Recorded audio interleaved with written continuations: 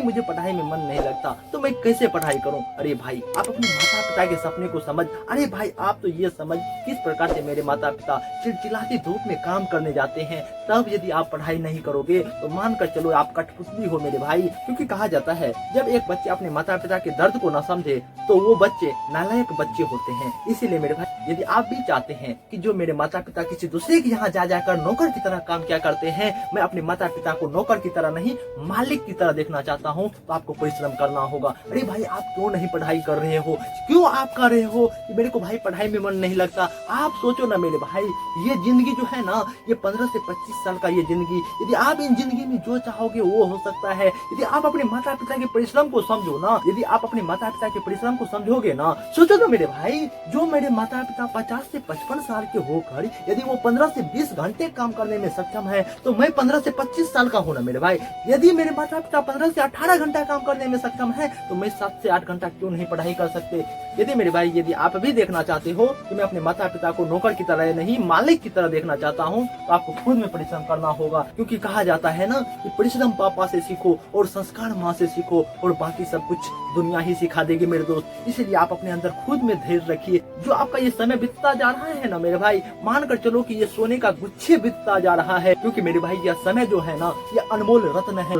यदि आप इन अनमोल रत्न को छोड़ रहे हो ना, तो आप मानकर चलो कि आप नालायक हो। अरे भाई मुझे पढ़ाई में मन नहीं लगता, तो मैं क्या करूं।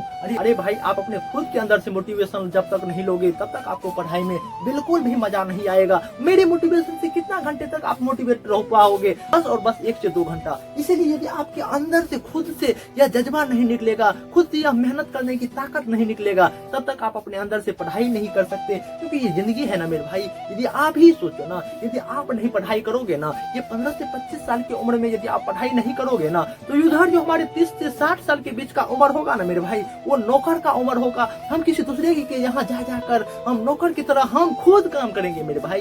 इसीलिए यदि आप चाहते हो, मैं अपने माता पिता के जैसे ही नौकर की तरह नहीं काम करना चाहता, मैं मालिक की तरह देखना चाहता हूँ, मैं खुद मालिक बनना चाहता हूँ, तो आपको पढ़ना होगा। क्योंकि ये मेरे भाई पढ़ाई एक अनमोल ऐसा रत्न है, पढ़ाई की बदौलत ही कुछ विशेष कर सकता हूँ। सोचो ना मेरे भाई, जब आपके माता पिता चिलचिलाते धूप में काम करने जाते हैं, तो उनके परिश्रम को तो समझो।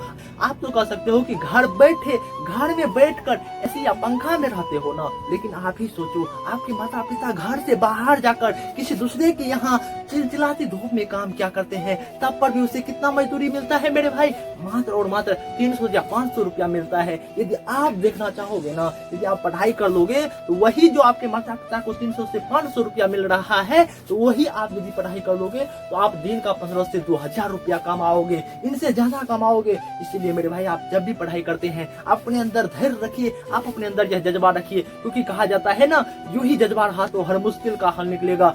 जमीन बंजर हुई तो क्या वहां से भी जल निकलेगा। न हो मायूस न घबरा ए मेरे साथी संदेरे से, क्योंकि इन्हीं रातों के दामन से सुनहरा कल भी निकलेगा। यदि आप चाहते हो कि मेरे भी जिंदगी में यदि उजाली आए, तो आपको खुद के अंदर तपना होगा। इसीलिए कहा जाता है यदि मुझे सफलता पाना है, तो हमें सूरज की तरह तपना होगा, चांद की जैसे जगना होगा, तब मुझे सफलता मिल सकती है। क्योंकि जानते हो ना आप, जब एक पत्थर पर बार बार चोट मारा जाता है, तब वो पत्थर मूर्ति बन जाता है। इसलिए मैं भी यदि चाहता हूँ कि मेरे को आदमी पूजे, तो मुझे खुद में घिसना होगा। इसलिए जब भी आप पढ़ाई करते हैं, अपनी 100% एफर्ट डालकर पढ़ाई करो। क्योंकि ये पढ़ाई से ही हम किसी चीज को खरीद सकते हैं। ये विद्या जो है ना, ये विद्या से ही हम कुछ चीज खरीद सकते हैं। ये यदि मैं पढ़ाई कर लूंगा, होता है कि किसी न किसी दिन यदि सरकारी जॉब लगेगा ना, तो मेरे पूरे समाज में पूरे माहौल क्रिएट हो जाएगा। यदि ये गरीब का बच्चा यदि सफल हो सकता है, तो मैं भी अपने बच्चे को क्यों ना पढ़ाऊं।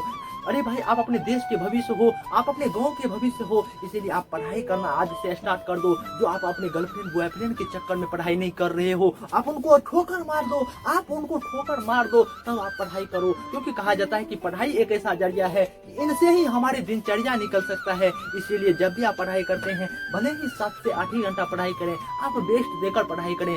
क्योंकि जब तक आप अपने जीवन में सफल नहीं हो सकते, तब तक आपके माता पिता नौकर की तरह काम करते रहेंगे, तब तक आपके माता पिता पिता 55 से 60 साल की उम्र में किसी दूसरे के यहाँ जा जाकर काम करेंगे और दूसरे के यहाँ जा जाकर जो काम करेंगे ना, तब पर भी उसे अच्छी तरीके से मजदूरी नहीं मिल पाएगी। जब आपके माता पिता व मेरे माता पिता दूसरे के यहाँ जाकर काम करते हैं ना मेरे भाई, तो वो अच्छे से मेरे से बिहेव नहीं क्या करते हैं, वो लगते हैं कि मेरे को खरीद लिया है। इसीलिए मेरे भाई आप अपने माता पिता को परिश्रम को समझो। ये भाई आपके माता पिता अभी 60 साल के होंगे तब पर भी नहीं परिश्रम कर रहे हो। इसीलिए जब भी आप पढ़ाई करो अपनी 100% एफर्ट डालकर पढ़ाई करो, क्योंकि पढ़ाई से ही हम इस दुनिया को बदल सकते हैं, पढ़ाई से ही हम इस देश को बदल सकते हैं, पढ़ाई से ही हम अपनी संस्कार को खरीद सकते हैं। इसलिए जब भी आप पढ़ाई करें अपनी 100% एफर्ट डालकर पढ़ाई करें, क्योंकि कहा जाता है ना कि मंजिल मिले न मिले यह मुकुद्दर की बात है, हम कोशिश भी ना करें ये तो गलत बात है। आप हर हमेशा कोशिश करने पर फोकस करो, आपको अपने आप सफलता मिलेगी। क्योंकि कहा जाता है कि सफलता पाने के लिए सूरज की तरह तपना होगा, चांद की जैसे जगना होगा,